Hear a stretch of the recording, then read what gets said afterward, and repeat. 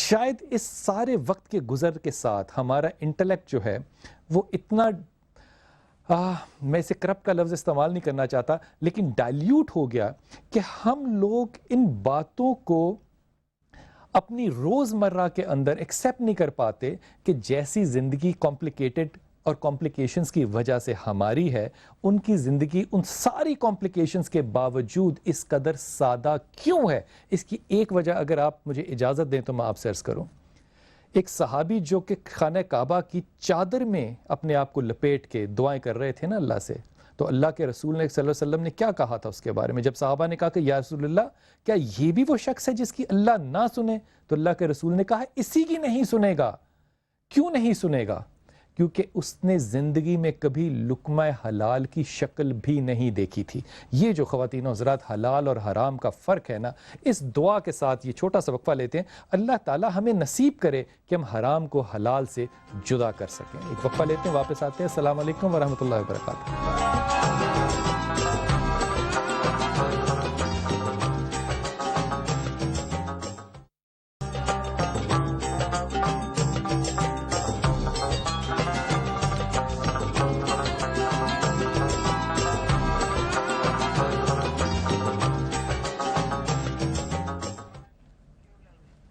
بسم اللہ الرحمن الرحیم۔ خواتین و حضرات، میں نے شروع میں ابتدا میں آپ سے عرض کیا تھا کہ اگر اس معاشرے کو اچھے فرد چاہیے تو اچھی ماؤں کا ہونا بڑا ضروری ہے۔ امام غزالی رحمہ جو ہیں وہ کتنے بڑے آدمی ہیں، لیکن غور کیجئے ان کے بڑے بھائی ایک دفعہ ان کی والدہ کے پاس آئے اور کہا کہ امام غزالی آئے اپنی ماں کے پاس اور کہا کہ میرے بھائی جو ہیں وہ میرے پیچھے نماز نہیں پڑھتے اور لوگ مجھے اس بات کا تانا دیتے ہیں۔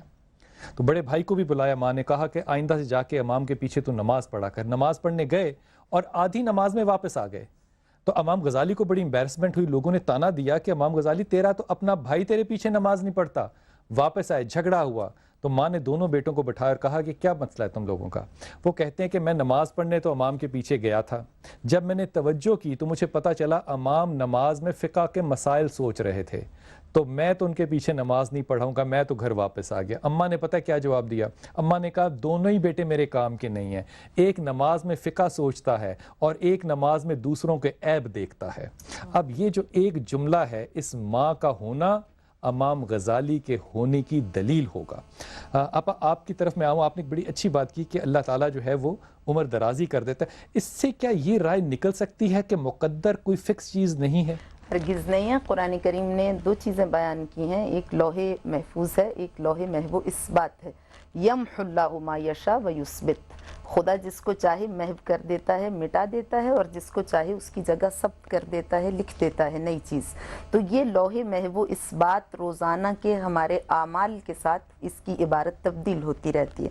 ایک ہے لوح محفوظ جس کو قرآن کریم میں خالق کائنات نے بیان کیا، ماسٹر پلان کہہ سکتے ہیں، بڑا ماسٹر پلان جو لوح محفوظ ہے، اس میں صرف آپ کی زندگی کا حتمی فیصلہ 100 سال 200 سال 1000 سال جتنا آپ کو زندہ رہنا، جو آپ کی قطعی موت ہے، اس کو صرف لوح محفوظ میں لکھا گیا۔ اس کے علاوہ جتنے آپ کی زندگی میں حوادث ہیں، جتنے واقعات ہیں، جتنے مسائل ہیں، بیماریاں ہیں، اور اگر آپ نے صدقہ نہیں دیا، اگر بالفرض آپ نے نماز کو قضا کر دیا، اپنی اوبلیگیٹری پریئرز کو ٹائملی ادا نہیں کیا، تو آپ کی اس سے عمر کم ہوئی یا کچھ مسائل پیدا ہوئے یا کوئی حادثہ ہو گیا یا کوئی مشکل پیش آ گئی، اور اگر آپ نے اپنے واجبات کو یا مستحبات کو صحیح طور پہ ادا کیا تو وہ آفات ٹل گئیں۔ جو موت حادثاتی موت ہوتی ہے وہ قطعی اور حتمی موت نہیں ہے جو لوح محفوظ میں ہے۔ یہ جو ہم کہتے ہیں کہ موت ٹل جاتی ہے، اور پھر ہم کہتے ہیں قرآن کہتا ہے کہ جب موت آ جاتی ہے تو لا یؤخر اللہ نفساً اذا جاء، جب کسی انسان کی موت آتی ہے تو نہ ایک لمحہ مؤخر ہو سکتی ہے نہ مقدم ہو سکتی ہے۔ تو ہم اس میں کنفیوز ہو جاتے ہیں کہ ایک مقام پہ تو یہ ہے کہ تمہاری اموات بھی ٹل جاتی ہیں اور دوسرے مقام پہ یہ کیوں؟ تو اس کا تعلق لوح محو اس بات سے ہے، یعنی جو آپ کی حادثاتی موت ہے وہ ٹل جائے گی، جو ناگہانی موت ہے وہ ٹل جائے گی، لیکن جو لوح محفوظ میں ہے، جو آپ کو 200 سال کے بعد 1000 سال کے بعد ایک طبعی موت آنے والی، آپ کی نیچرل ڈیتھ، وہ ٹلنے والی نہیں ہے، وہ صدقات سے نہیں ٹلتی۔ صدقات سے حادثات ٹلتے ہیں، ناگہانی واقعات ٹلتے ہیں۔ اچھا، آپ ایک کویشچن بہت عام یہ کیا جاتا ہے کہ رسول پاک صلی اللہ علیہ وسلم پر بھی جادو ہوا، اس لیے جادو جو ہے وہ حق ہے۔ جادو برحق ہے، لیکن رسول پاک صلی اللہ علیہ وسلم پہ جو جادو ہوا اس کے لیے اللہ تعالیٰ نے سورہ ناس اور سورہ فلق جو ہے وہ بھجوائی. اب ہم اس کا 100 دفعہ بھی ورد روز کر لیں تو ہمارا جادو جب ہوا ہوتا ہے تو وہ کیوں نہیں ٹلتا؟ میں نے آپ سے گزارش تو کیا کہ اس میں اخلاص نیت اور قوت ارادی 2 چیزیں بہت زیادہ اہمیت کی حامل ہیں. اور دوسری بات یہ کہ ہم نے کبھی سورہ مبارکہ فلق اور ناس کے متن پر غور کیا کہ وہ ہے کیا، اس کے مفاہیم کو کبھی ہم نے جاننے کی کوشش کی کہ کیا ایک سورہ میں خالق کائنات آپ کے کئی اینمیز کی نشاندہی کرتا ہے اور اپنے آپ کو ایک نام سے پہچانواتا، قل اعوذ برب الفلق، خدا سے پناہ مانگو برب الفلق، اور کتنے اس کے حاسد ہیں، برے افراد ہیں، مختلف انواع و اقسام کے دشمن ہیں جن کی نشاندہی کرتا ہے. پاپا یہ بھی تو ہو سکتا ہے نا جادو ہوا ہی نہ ہو. نہیں سنیے، اور سورہ مبارکہ ناس میں خالق کائنات اپنے 3 القاب بیان کرتا ہے، قل اعوذ برب الناس، ملک الناس، الہ الناس، اور ایک دشمن ہے جس کی نشاندہی کرتا ہے، ایک اینمی ہے جس کی نشاندہی کرتا ہے، اور وہ آپ کا انویزیبل اینمی ہے، یعنی وہ آپ کا نفس ہے جس سے آپ کو سب سے زیادہ خطرہ ہے. اس کے لیے خالق کائنات اپنے مختلف ناموں سے آپ کو متوجہ کرتا ہے. ان النفس لامارۃ بالسوء، یہ قرآن کریم نے صبح قیامت تک کے لیے بیان کر دیا. یہ تمہارا نفس مسلسل تسلسل کے ساتھ تواتر کے ساتھ تمہیں برائی کی جانب رغبت دلاتا ہے. اس سے بچنے کی کوشش کرو. سب سے بڑا دشمن تمہارا اپنا نفس ہے. یہ ایکسٹرنل اینمی، یہ ویزیبل اینمی، اس سے تمہیں اتنا کوئی خطرہ نہیں ہے. یہ باہر کے خارجی دشمن سے، جی تمہیں اپنے داخلی دشمن سے سب سے زیادہ خطرہ ہے. اس سے بچنے کی کوشش کرو. تو یہ جادو وغیرہ کچھ بھی نہیں ہے. آپ کی قوت ارادی مضبوط ہو جائے. حضور کو پھر کیسے خدا نے نجات دی؟ دشمن کوئی نقصان پہنچا نہیں سکتا باہر کا جب تم اپنے اندر سے مضبوط ہو جاؤ. ارم ہے سیالکوٹ سے. ارم السلام علیکم. وعلیکم السلام. جی بیٹا. السلام علیکم لال بھائی. وعلیکم السلام میری پیاری بیٹی. کیا سوال آپ کا بچے؟ بلال بھائی میری امی کا نام غزالہ ہے. وہ آج کل امریکہ میں ہے. ادھر انہوں نے گرین کارڈ اپلائی کیا ہوا ہے. کافی دیر ہو گئی ہے لیکن کوئی رسپانس نہیں آ رہا. تو آپ پلیز بتائیں جس سے کوئی ان کا کام ہو جائے، یا آپ مشورہ دیں کہ وہ پلیز اس کے لیے ویٹ کریں یا پاکستان واپس آ جائیں. میرے خیال میں تو غزالہ کو امریکہ میں ویٹ کرنا چاہیے. کوئی طاقت ایسی نہیں کوئی غزالہ کو امیگریشن سے روک سکے. یہ ہو جائے گا. لیکن غزالہ کی امپیشنس جو ہے نا، اس کے اوپر میرا ایک بہت بڑا کویسچن مارک ہے. غزالہ کو کہو کہ یہ دنیا غزالہ آپ کے لیے صرف نہیں بنی، آپ بھی اس دنیا کا ایک حصہ ہیں. تھوڑا سا انتظار کرو. Next year will be a better year انشاءاللہ تعالیٰ. اور اماں سے کہو کہ یا ولی یا نصیر، لا حول ولا قوت الا باللہ، اور یا ذل جلال والاکرام، یہ 3 چیزیں پڑھتی رہیں. اللہ انشاءاللہ تعالیٰ، اللہ نے چاہا تو اسی سال میں یہ معاملہ جو ہے ضرور ہوگا انشاءاللہ تعالیٰ. ماریا، آپ نے ذکر کیا نماز جو ہے وہ میڈیٹیشن ہے. اب صحابہ کہتے ہیں رسول پاک صلی اللہ علیہ وسلم سے کہ یا رسول اللہ، ہم جب نماز پڑھنے جاتے ہیں تو نماز میں ایسے سیاہ خیال آتے ہیں کہ ہم آپ سے بیان بھی نہیں کر سکتے. تو اللہ کے رسول نے یہ نہیں کہا کہ مت ان خیالوں کو آنے دو، کہا عین ایمان ہے. کس طرح سے عین ایمان ہے؟ کہ اگر جب تم کھڑے ہوتے ہو نماز کے لیے تو اگر شیطان کو تم پہ بھروسہ ہو تو وہ کبھی تمہیں وسوسے نہ دے. تو اگر شیطان تمہاری طرف وسوسوں کے لیے آ رہا ہے تو یہ کیسی خوبصورت بات ہے.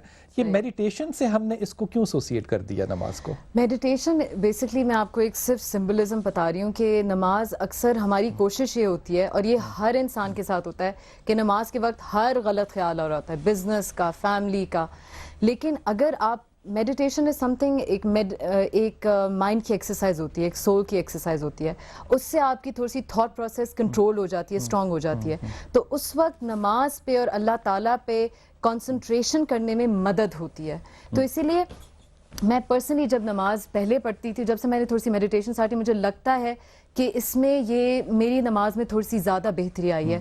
سیکنڈلی آئی فیل، یہ صوفیزم میں بات کر رہے تھے کہ ایک بڑا ماڈرن صوفیزم آیا جس میں کہتی جی نماز پڑھو نہ پڑھو، اپنا بس اللہ سے کلیکشن ہونا چاہیے. نماز ادا کرایا حرم میں، یہ اس قسم کی چیزیں بالکل غلط ہیں. صوفیزم از بیسڈ آن شرعی چیزیں. جو اس جملے پہ بات کو ختم کر دیں کہ صوفیزم از بیسڈ آن شرعی چیزیں. ایبسلیوٹلی. یہ آپ کو ہماری یاد دلائے گا. آپ کا بہت شکریہ.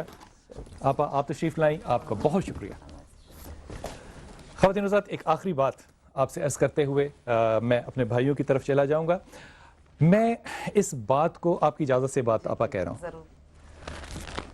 ہم امام حسین کو بہت مانتے ہیں، بڑا مانتے ہیں، لیکن میرا ایسا خیال ہے کہ جب نانی سیدنا ختیجہ ہوں اور ماں سیدنا فاطمہ ہو تو حسین ہی ہوگا اور کون ہو سکتا ہے؟